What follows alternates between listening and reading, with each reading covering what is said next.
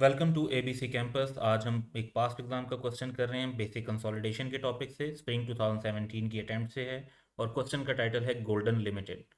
तो डाटा है क्वेश्चन का कि the draft summarise statement of financial position of golden limited and its subsidiary silver limited as at 31 December 2016 are as follows.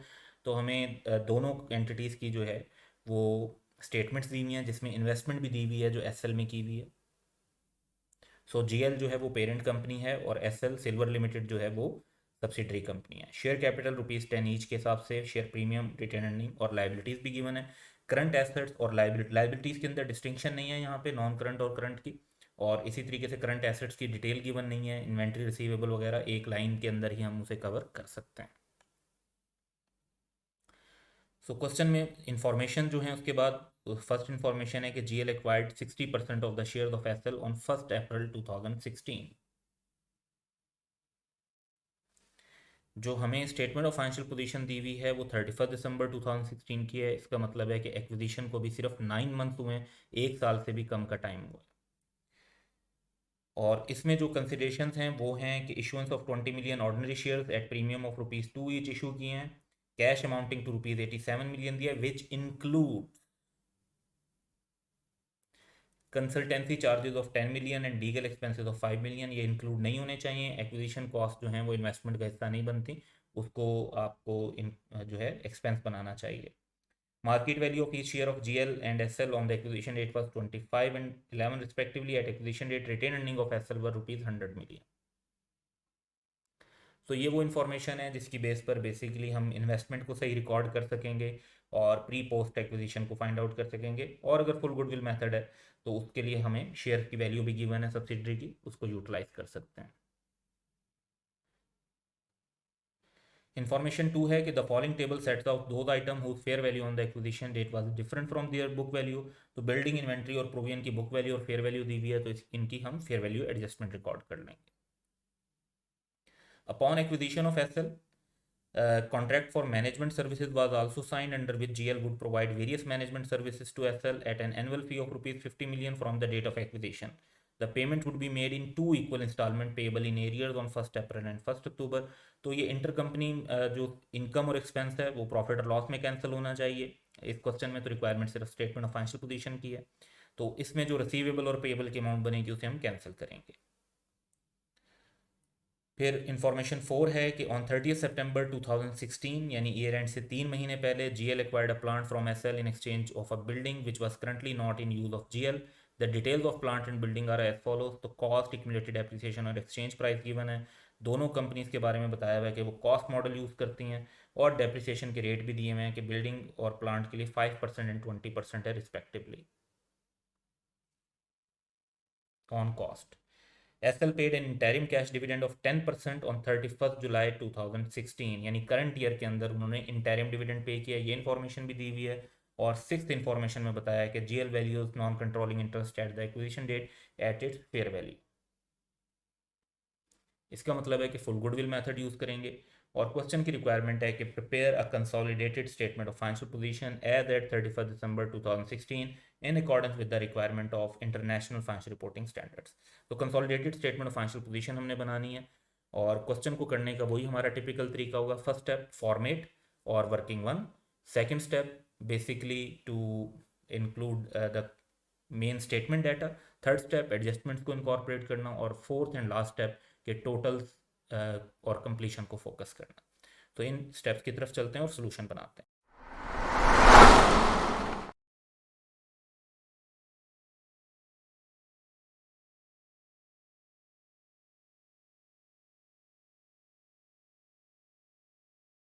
तो हम answer develop करेंगे तो सबसे पहले एंटिटी का नाम मेंशन करते हैं, गोल्डन लिमिटेड।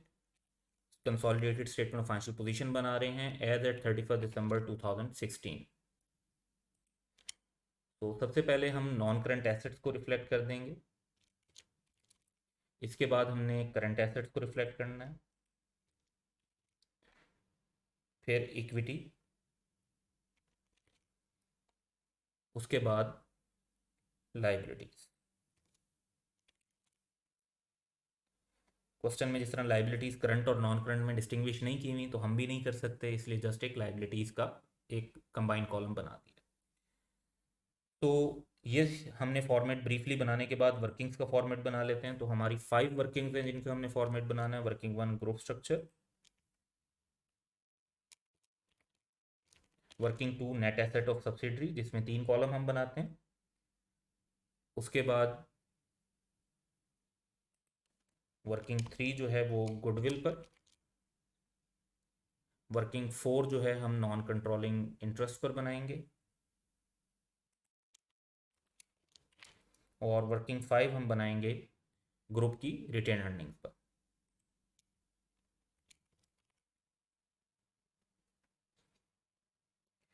तो सबसे पहले हमें ग्रुप स्ट्रक्चर को कंप्लीट करना है। तो इसमें हमें जो हमारी 5 इंफॉर्मेशन होती हैं उनको इनकॉर्पोरेट करना है कि सब्सिडरी कौन सी है, एक्विजिशन डेट क्या है, पेरेंट की ओनरशिप कितनी है, एनसीआई की कितनी है, और गुडविल का मेथड क्या है।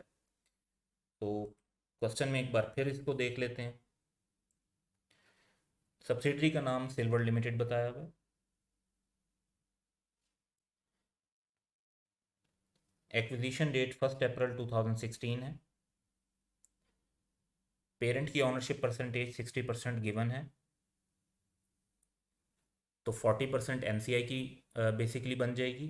और गुडविल का मेथड फुल है क्योंकि यहाँ पर एनसीआई को फेयर वैल्यू पे मेजर करने के बारे में बताया है।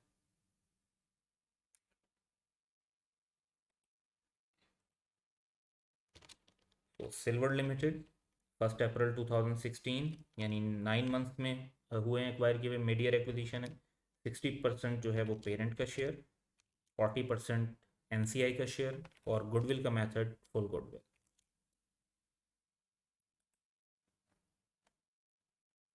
अब क्वेश्चन के डाटा की तरफ चलते हैं। तो हम सबसे पहले बिल्डिंग और प्लांट एंड मशीनरी का डाटा फोकस कर लेते हैं।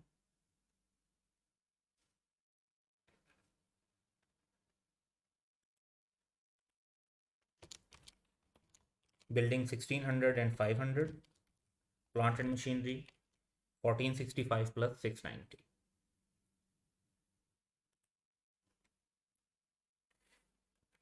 इसके बाद इन्वेस्टमेंट इन एसएल दी हुई है,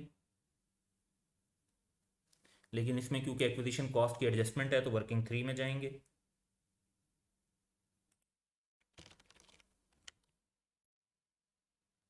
और अभी हम 327 मेंशन कर लेते हैं, एडजस्टमेंट्स बाद में करेंगे। इसके बाद करंट एसेट्स गिवन है, इन्हें हम स्टेटमेंट ऑफ फाइनेंशियल पोजीशन के अंदर रिफ्लेक्ट कर देते हैं। 2068 प्लस 780।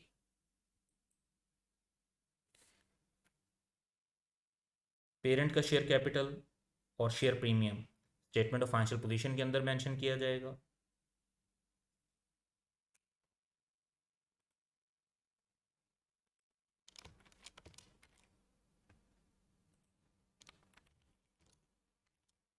$980 और 730।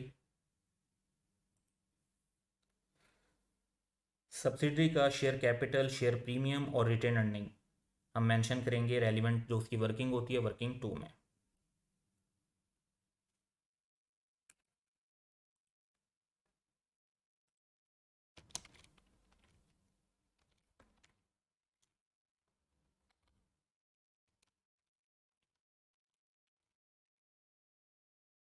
शेयर कैपिटल और शेयर प्रीमियम के अंदर कोई चेंज नहीं होता, तो एक्विजिशन डेट पर भी सेम अमाउंट मेंशन कर देंगे जैसे statement of financial position date पर मेंशन की गई।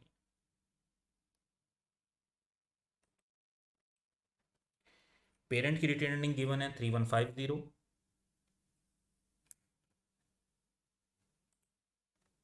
इनको वर्किंग 5 में मेंशन किया जाएगा।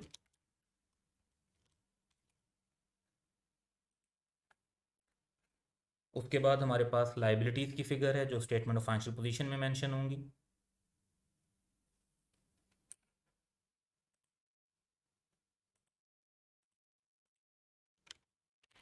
$611.60। सो दूसरा स्टेप अब कंप्लीट हो गया। तो अब हम चलते हैं क्वेश्चन की जो एडिशनल फॉर्मेशन और एडजस्टमेंट्स हैं उनकी तरफ। सबसे पहले फर्स्ट एडजस्टमेंट को फोकस करते हैं।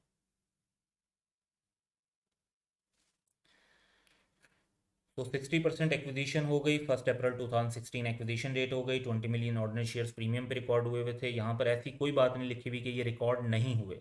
अगर रिकॉर्ड ना हुए होते तो हम इनको रिकॉर्ड कर देते, और ऑलरेडी हमें इन्वेस्टमेंट बेसिकली रिकॉर्डेड नज़र भी आ रही है। और कैश अमाउंटिंग टू ₹87 मिलियन भी शामिल है इसमें, जिसमें कंसल्टेंसी चार्जेस ऑफ 10 मिलियन और लीगल एक्सपेंसेस ऑफ 5 मिलियन शामिल हैं, जो कि शामिल नहीं होने चाहिए। तो ये पेरेंट से रिलेटेड एडजस्टमेंट है, पेरेंट एंटिटी से, कि हमें इतनी अमाउंट को इन्वेस्टमेंट में इंक्लूड नहीं करना बल्कि इसको एक्सपेंस बनाना है। तो इस एडजस्टमेंट को 10 और 5 15 मिलियन की एडजस्टमेंट को रिकॉर्ड करते हैं। तो एक इफेक्ट तो हमारा ये होगा कि जो हम गुडविल कैलकुलेट कर रहे हैं उसमें से हम 15 माइनस कर देंगे, क्योंकि ये इन्वेस्टमेंट में शामिल नहीं होने चाहिए। 312 की हमारी इन्वेस्टमेंट शो होगी गुडविल की कैलकुलेशन के लिए। दूसरी बात यह कि ये अमाउंट हम वर्किंग 5 में एक्विजिशन कॉस्ट को एक्सपेंस बनाएंगे, तो हमारी रिटेन अर्निंग्स कम हो जाएंगी।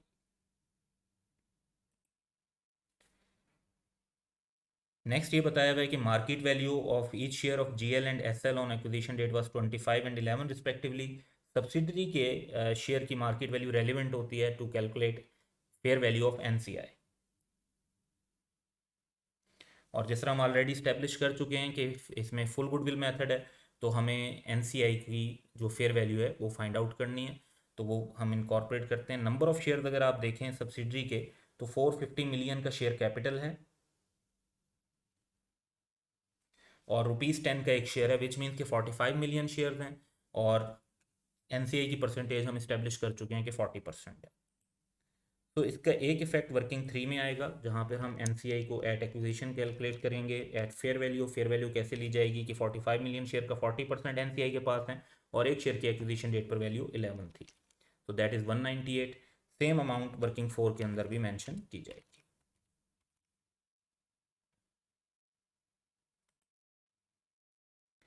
तो फर्स्ट एडजस्टमेंट के अंदर आखिरी बात ये लिखी हुई है कि एक्विजिशन डेट पर जो रिटेन अर्निंग है वो 100 मिलियन की।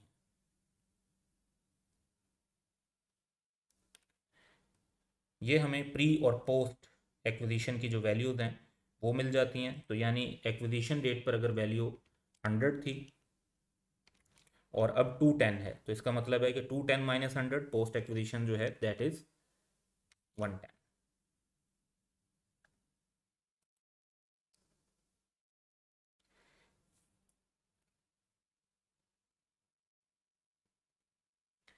सेकंड एडजस्टमेंट जो है वो फेयर वैल्यू एडजस्टमेंट पे है कि the following table sets out those items whose fair value on the acquisition date was different from their book value. These values have not been incorporated in SL's book of account. तो SL ने इनको अभी तक record नहीं किया। तो building की value 250 से 170 होनी चाहिए, यानी ये भी एक लॉस रिकॉर्ड होगा। इन्वेंट्री की वैल्यू 112 से 62 पे रिकॉर्ड होनी चाहिए, तो इन्वेंट्री की वैल्यू एसेट की वैल्यू कम करेंगे तो ये भी लॉस रिकॉर्ड होगा। और प्रोविजन फॉर बैड डेट जो है वो 15 से 24 होनी चाहिए, बढ़ जानी चाहिए, तो ये भी एक एक्सपेंस रिकॉर्ड होगा। तो तीनों ऐसी इम्पैक्ट्स हैं जिनसे हमारी फेयर वैल्यू जो है उस पर फेयर वैल्यू पे शिफ्ट करने की वजह से हम एक्सपेंस या लॉसेस रिकॉर्ड कर रहे होंगे। इसमें से बिल्डिंग जो है वो डेप्रिशिएबल एसेट है और उसका हमें डेप्रिसिएशन रेट 5% दिया हुआ। So based on that in figures को इनकॉर्पोरेट करते हैं। तो 250 और 170 का जो हमारा डिफरेंस होगा वो बेसिकली बनता है 80। उसके बाद जो इन्वेंट्री में फ़र्क हमारा बनता है वो बनता है 112 और 62 का, दैट इज़ 50। और प्रोविजन फॉर बैड डेट का 15 और 24 का इम्पैक्ट बनता है 9। तो ये इम्पैक्ट्स रिकॉर्ड कर लेते हैं। सबसे फेयर वैल्यू एडजस्टमेंट जो है डेप्रिसिएशन भी चार्ज होगी बिल्डिंग की, उसको रिकॉर्ड करते हैं। तो 80 का इम्पैक्ट है। इस पे डेप्रिसिएशन कितनी बनेगी सिंस एक्विजिशन 9 मंथ हुए एक्वायर किए हुए, तो 80 पर 5%। जब हमने एसेट को कम कर दिया तो उसकी डेप्रिसिएशन भी कम होगी, डेप्रिसिएशन कम होने से हमारा प्रॉफिट बढ़ जाएगा। तो 9 मंथ की डेप्रिसिएशन बनती है 3, इतने से हमारा प्रॉफिट बढ़ जाएगा। और statement of financial position date पर जो नेट इफेक्ट है वो 77 का रह जाएगा। इसके बाद इन्वेंट्री का इम्पैक्ट है।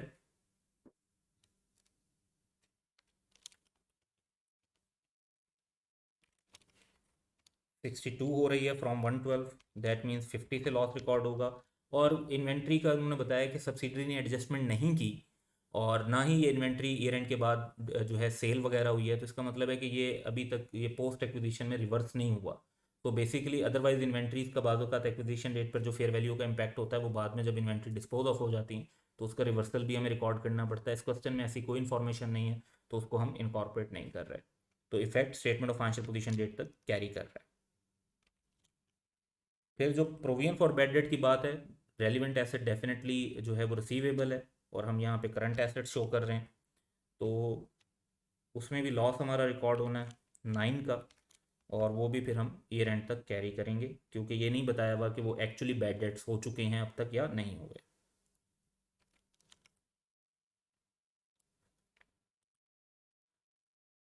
अब ये जो चीज़ें हमने रिकॉर्ड की इनका सेकंड इफेक्ट भी हमें इनकॉर्पोरेट करना है स्टेटमेंट ऑफ फाइनेंशियल पोजीशन में, जो कि statement of financial position date की वैल्यूज़ पर किया जाएगा।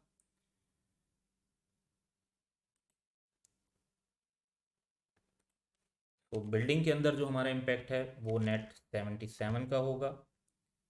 फिर इन्वेंट्री का इफेक्ट करंट एसेट्स के अंदर ही रिफ्लेक्ट कर देंगे 50 का, और रिसीवेबल का जो इम्पैक्ट है 9 का वो भी यहीं पर रिफ्लेक्ट कर देंगे। तो स्टेटमेंट ऑफ फाइनेंशियल पोजीशन में भी इम्पैक्ट आ गया। इसके बाद हम नेक्स्ट इन्फॉर्मेशन देखते हैं। Upon acquisition of SL, a contract for management services was also signed under which GL would provide various management services to SL at annual fee of rupees 50 million. Annual fee 15 million है, 9 months के पैसे 37.5 million बनते हैं, तो वो profit और loss के अंदर कैंसिल होंगे। फिलहाल हम प्रॉफिट और लॉस नहीं बना रहे। The payment would be made in 2 equal instalment payable in arrears on 1 April and 1 October. तो जो 1 अप्रैल से एक्विजिशन शुरू हुई, 1 अक्टूबर को जो है पेमेंट हो गई एक, तो वो तो जो पेमेंट हो गई उसकी वजह से रिसीवेबल पेबल अब एग्जिस्ट नहीं करता। लेकिन अक्टूबर नवंबर दिसंबर 3 महीने का टाइम ऐसा है जिसकी पेमेंट अब नेक्स्ट अप्रैल में जाकर होनी है, तो 3 मंथ्स का अक्रूवल दोनों कंपनीज ने रिकॉर्ड किया हुआ होगा और हमें उसे कैंसिल करना चाहिए। तो इसकी कैंसिलेशन रिकॉर्ड कर लेते हैं। अब इसकी कैंसिलेशन रिकॉर्ड करने के लिए 50 मिलियन है, रिसीवेबल और पेएबल में शामिल है। 3 मंथ्स का हमने इनकॉर्पोरेट करना है। 3/12 वुड बी 12.5, क्योंकि 9 मंथ्स हुए हैं, 6 मंथ की पेमेंट वगैरह हो चुकी है तो उतने का रिसीवेबल पेएबल एग्जिस्ट नहीं करता, 3 मंथ्स का डिफरेंस एग्जिस्ट करता है। तो 12.5 का इफेक्ट लाइबिलिटीज में भी जाएगा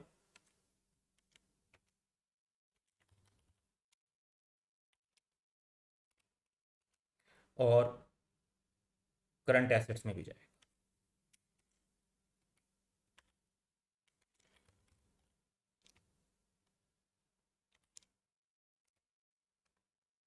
अब यहाँ क्वेश्चन में ये बताया हुआ नहीं है, लेकिन मोस्टली जो मैनेजमेंट सर्विसेज से रिलेटेड रिसीवेबल पेएबल होता है वो अदर रिसीवेबल और अदर पेएबल के नाम से फाइनेंशियल पोजीशन के अंदर रिफ्लेक्ट किया जा रहा होता है।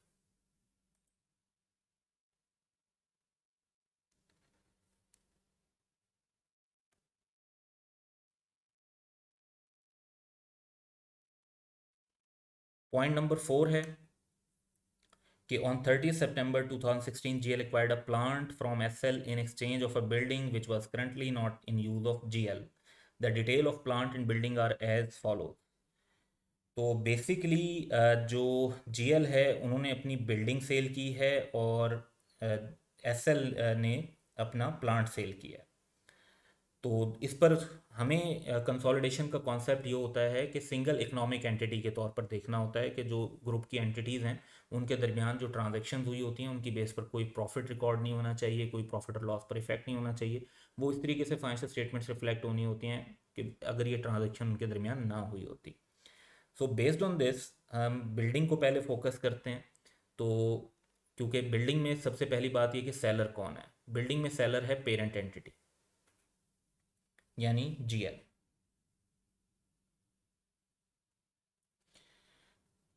इनके लिए जो एसेट है अगर वो ट्रांसफ़र ना करते तो 110 का शो हो रहा होता, लेकिन उन्होंने ट्रांसफ़र कर दिया तो एसएल ने इसको रिकॉर्ड किया होगा 120 पर। अच्छा, ये बात जहन में रखनी है कि जो डेप्रिसिएशन का रेट है बिल्डिंग पर वो 5% है और डेप्रिसिएशन कॉस्ट पर चार्ज की जाती है। तो इस पर्सपेक्टिव को ध्यान पे रखते हुए हम अनरियलाइज प्रॉफिट कैलकुलेट करते हैं नॉन करंट एसेट के ऊपर और उसको इनकॉर्पोरेट करते हैं। तो पहले हम बिल्डिंग की बात कर रहे हैं, तो पेरेंट के ऊपर इफेक्ट जाएगा, विच मीन्स के वर्किंग 5 में इम्पैक्ट आएगा। कैलकुलेशन थोड़ी सी डिटेल्ड है, तो हम इसकी एक सब वर्किंग बना लेते हैं 5.1।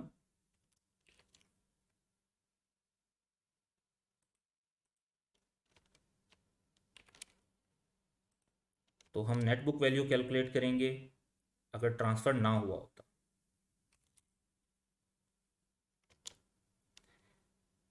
तो एसेट जो शो हो रहा था पेरेंट की बुक में 110 का शो हो रहा था, और उस पर अगर वो मज़ीद डेप्रिसिएशन चार्ज करते तो 240 की कॉस्ट पर 5%, और सितंबर में क्योंकि ये ट्रांसफ़र हुआ है तो 3 मंथ्स की डेप्रिसिएशन चार्ज होती, तो लेस करके अमाउंट बनती है 107। लेकिन अब क्योंकि एक्चुअली जो हुआ है, जो ट्रांजैक्शन रिकॉर्ड की गई है जैसे, उसमें तो ट्रांसफ़र हो चुका है, तो net book value with transfer क्या है उसको कैलकुलेट करते हैं। तो सब्सिडरी ने उसको 120 पे रिकॉर्ड किया हुआ है क्योंकि एक्सचेंज प्राइस 120 है, और उसमें से वो उनके लिए कॉस्ट 120 है, तो वो 120 पर डेप्रिसिएशन चार्ज कर रहे हैं 5% के हिसाब से, वही 3 मंथ। इसका मतलब है कि सब्सिडरी ने उसको अपनी बुक में शो किया हुआ है 118.5 का। तो इसमें अनरियलाइज प्रॉफिट जो है हमारा वो 11.5 है। यानी अगर ये ट्रांसफ़र ना होता तो एसेट 107 का शो हो रहा होता, और ट्रांसफ़र की वजह से वो 118.5 का शो हो रहा है। तो हमने तो सिंगल इकोनॉमिक यूनिट कंसीडर करना है पेरेंट और सब्सिडरी को, तो एसेट 107 पे ही रिफ्लेक्ट होना चाहिए। तो 11.5 से हम प्रॉफिट जो है उसको भी रिवर्स करेंगे, और इसका इम्पैक्ट एसेट्स में भी जाएगा।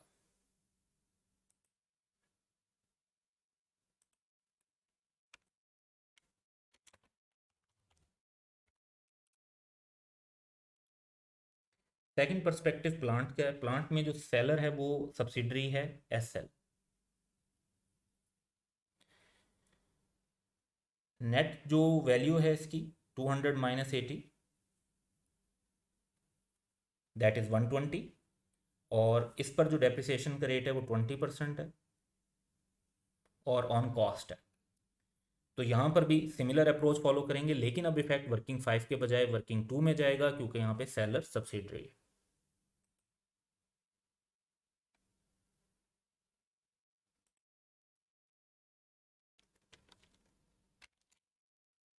वंस अगेन थोड़ी सी डिटेल वर्किंग है, तो एक सब वर्किंग बना लेते हैं।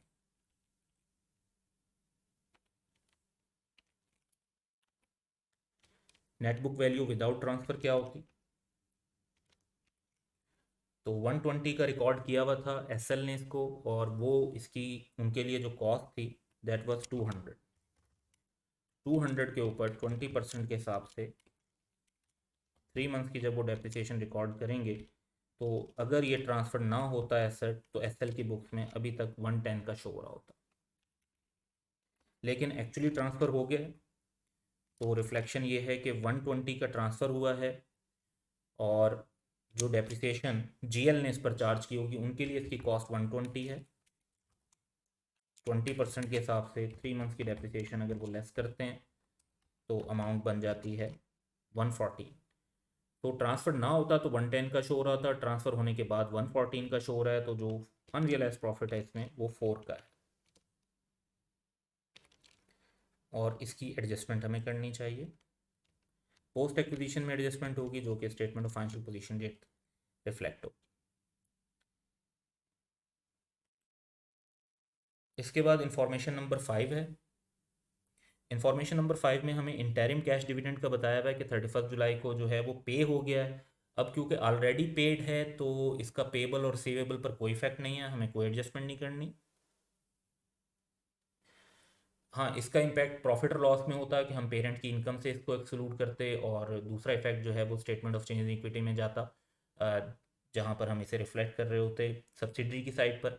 लेकिन अब क्योंकि रिसीवेबल पेबल नहीं है तो इसका स्टेटमेंट ऑफ फाइनेंशियल पोजीशन पर कोई इफेक्ट नहीं है, इन दिस क्वेश्चन कोई इफेक्ट नहीं है। 6 पॉइंट ये कि एनसीआई को फेयर वैल्यू पे मेजर करना है, वो हम ऑलरेडी कर चुके हैं। तो क्वेश्चन का सारा डाटा कंप्लीट हो चुका है। अब हमें अपने लास्ट स्टेप यानी टोटल एंड कंप्लीशन की तरफ चलना चाहिए, तो वर्किंग 2 से स्टार्ट करते हैं। Net assets at acquisition 561, post acquisition 109 total आ रहा है और statement of financial position date पर 670। गुडविल की कैलकुलेशन के लिए हम अपनी इन्वेस्टमेंट और एनसीआई एट एक्विजिशन को अगर कैलकुलेट करते हैं तो एग्रीगेट बनता है 510, जिसमें से हम net asset at acquisition less करेंगे, that is this figure from working to 561 की। तो हमारे पास गुडविल आ जाती है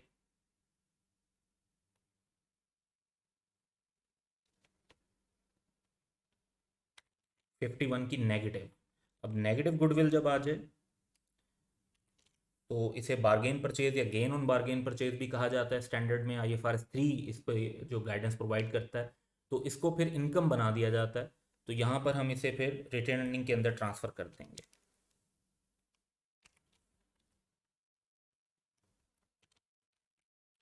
और जो goodwill statement of financial position में शो होनी है that would be actually zero, क्योंकि नेगेटिव गुडविल तो शो नहीं होगी। तो 51 की नेगेटिव गुडविल आई और इसे हमने ग्रुप रिजर्व में ट्रांसफ़र कर देना है, तो ग्रुप रिजर्व में इसको ट्रांसफ़र कर देते हैं।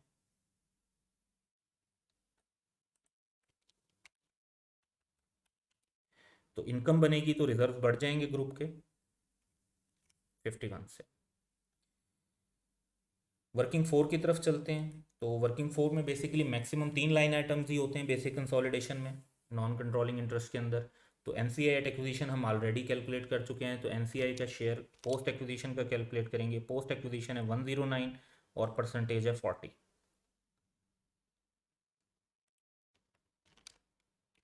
109 का 40% 43.6, और इम्पेयरमेंट नहीं है तो इसलिए थर्ड लाइन आइटम यहाँ पर नहीं आएगा। 241.6 का नॉन कंट्रोलिंग इंटरेस्ट शो होगा। इसके बाद वर्किंग 5 को कंक्लूड करना है। तो जिस तरह से हमने अभी पोस्ट एक्विजिशन 109 का 40% एनसीआई में लिया, सेम 109 का जो 60% है वो ग्रुप का है, तो वो ग्रुप के अंदर इंक्लूड किया जाएगा। 65.4 टोटल कर लेते हैं, दैट इज 3239.9। तो वर्किंग 3, 4, 5 से जो फिगर्स हमें मिली इनको हम इनकॉर्पोरेट कर देते हैं अपनी स्टेटमेंट के अंदर। सबसे पहले गुडविल की बात करें तो वर्किंग 3 की बेस पर गुडविल तो है 0 की, क्योंकि नेगेटिव गुडविल आई थी तो वो ट्रांसफ़र हो गई। फिर जो ग्रुप की रिटेन अर्निंग है वो हमारे पास वर्किंग 5 से आती हैं, दैट इज़ 3239.9। और नॉन कंट्रोलिंग इंटरेस्ट हमने कैलकुलेट किया वर्किंग 4 में, that is 241.6। Plant and machinery में हमारी एक एडजस्टमेंट का इफेक्ट रह गया था, ये जो हमने वर्किंग 2 के अंदर अनरियलाइज प्रॉफिट का इफेक्ट लिया था, इसका सेकंड इफेक्ट जो है वो स्टेटमेंट ऑफ फाइनेंशियल पोजीशन में भी आना चाहिए। तो करेंगे। अब हम टोटल्स कर लेते हैं। तो बिल्डिंग का टोटल है 2011.5, प्लांट का टोटल है 2151। इस तरह से हमारे पास नॉन करंट एसेट्स का टोटल आ जाता है, दैट इज़ 4162.5। करंट एसेट्स का टोटल करेंगे, दैट इज़ 2776.5, और टोटल एसेट्स आ जाते हैं 6939 के। इक्विटी का टोटल करेंगे, दैट इज़ 5191.5, और उसके बाद लाइबिलिटीज़ का टोटल करते हैं 1747.5, और total of equity and liabilities is 6939 जो कि मैच हो रहा है। तो that's all for today, have a good day.